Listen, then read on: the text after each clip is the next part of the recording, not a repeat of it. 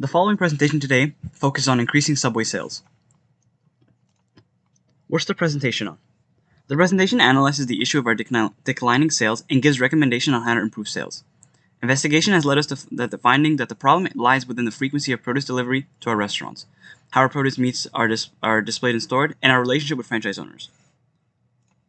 Introduction.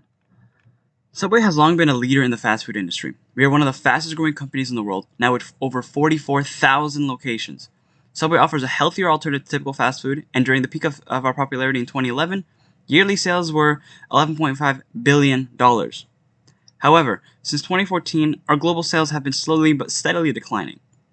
Initially, sales dropped by 3%, with the following year following the same trending similarity. There are many possible reasons for our declining sales, such as competition, loss of popularity, failure to meet customer needs, and etc. However, we believe that the main cause of this is not due to some external factors like the economy or location, but rather the internal ones.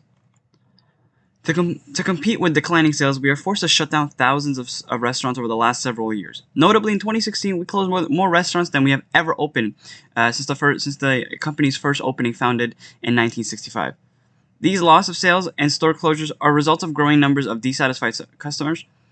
This has also a numerous effect, including negatively impacting the company's image, deteriorating our sales, and further. We investigated 3 different factors that have an impact on our sales. The first of which is frequency of produce delivery. As you know, produce like meats and veggies don't last very long before going bad. This is the case for many Subway locations across the country and can be attributed to our current lack of deliveries.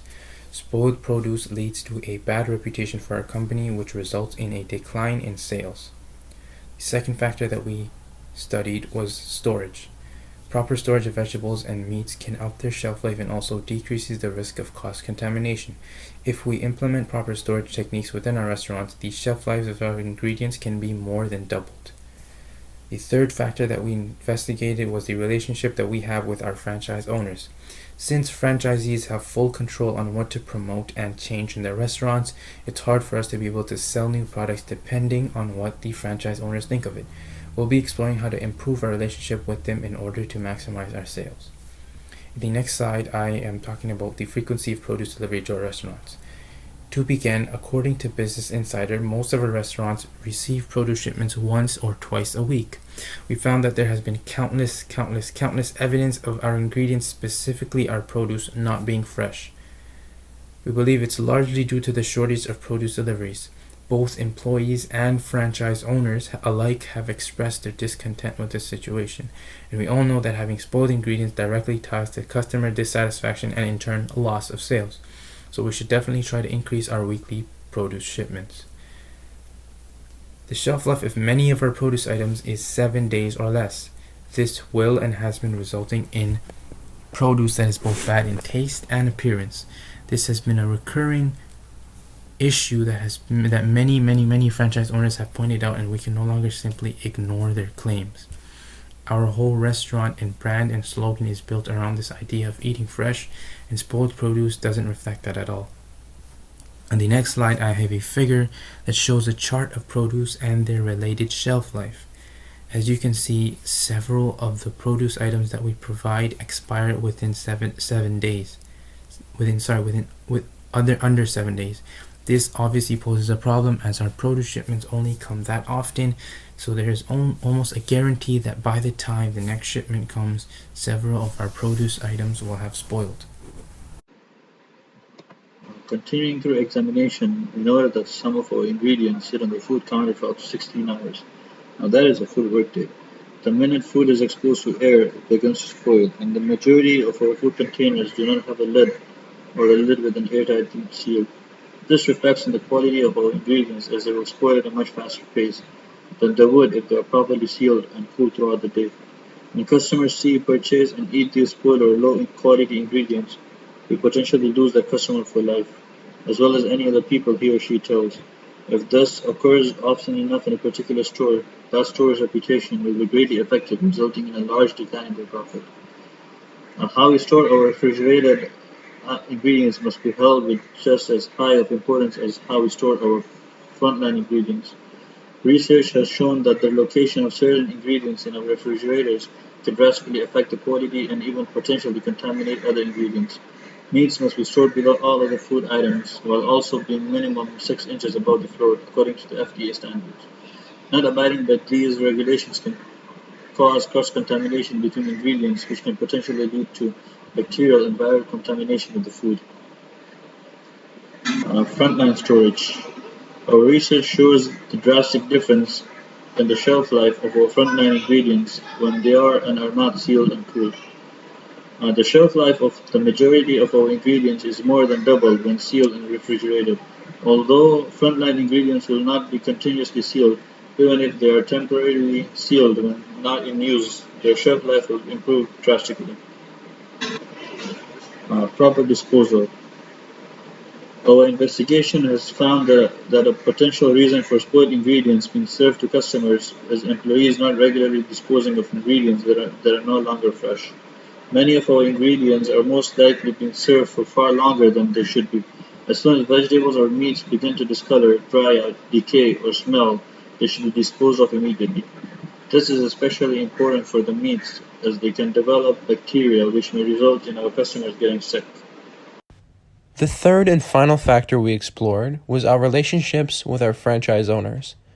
Earlier this year, a 2 for $10 footlong deal was proposed, and it was planned to be run for 11 weeks during the summer season, beginning in June.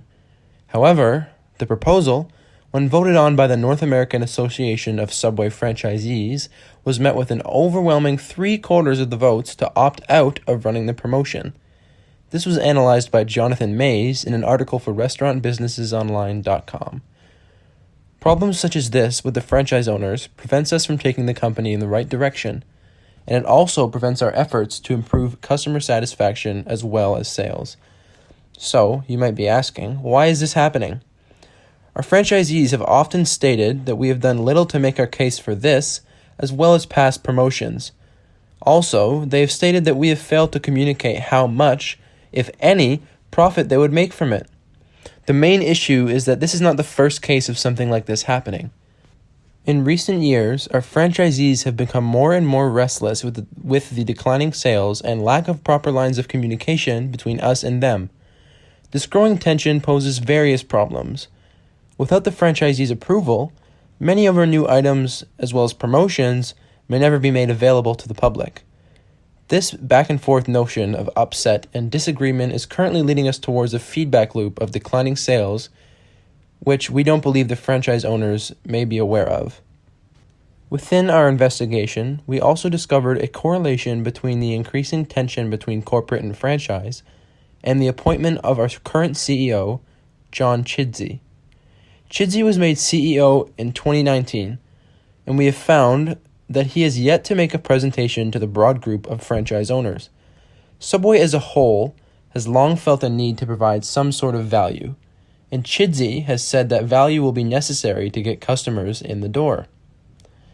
That is where the 2 for $10 meal was supposed to shine.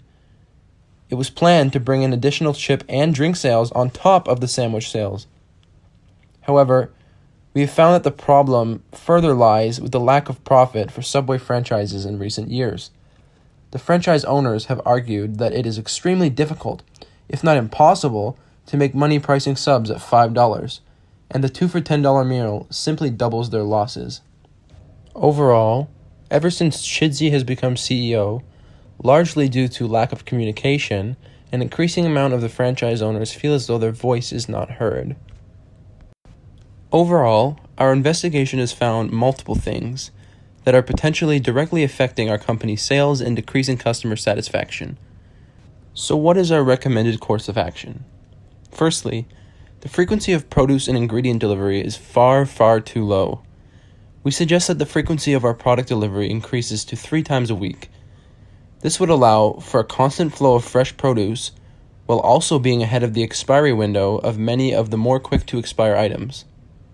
We understand that this potentially comes with an increased cost, so we also suggest decreasing the volume of produce per shipment, which will in turn decrease shipment costs due to reduced weight and package size. This way, our restaurants will be able to have just enough produce that is consistently fresh without increasing the cost too heavily. Continuing, our our frontline storage is insufficient to maintain ingredient freshness. We suggest transitioning to using airtight, full coverage lids in the front line, so that when the ingredients are not being used, they're being kept cool and away from fresh air in order to increase their shelf life. On a related note, our employees need to be taught and get into the habit of disposing of ingredients as soon as they show any signs of spoilage. This will again ensure that our ingredients are of utmost freshness at all times. The increased frequency of delivery as well as proper frontline storage will completely resolve any potential issues with ingredient freshness. Lastly, our relationships and communication with our franchisees is subpar. We recommend establishing a better line of communication with each and every franchisee, as well as appealing to their questions and concerns with regards to new items, promotions, and profit margins. This will allow us to have better control over our restaurants, which will allow us to make changes that are required to positively promote sales. Overall, we believe if our recommendations are followed, that these changes and transitions will allow for a turning point in company sales. All of these improvements will increase our public image and reputation, which will, over years, lead to a steady increase of new customers or old customers returning to our restaurants, resulting in predicted sales increase of up to 11.3%. This is discussed by Franco Lito in an article for BusinessInsider.com. Subway will continue to be one of the world's favorite restaurants, and these actions will only make it even better. If you have any questions or simply wish to follow up, feel free to contact us at any time. Thank you.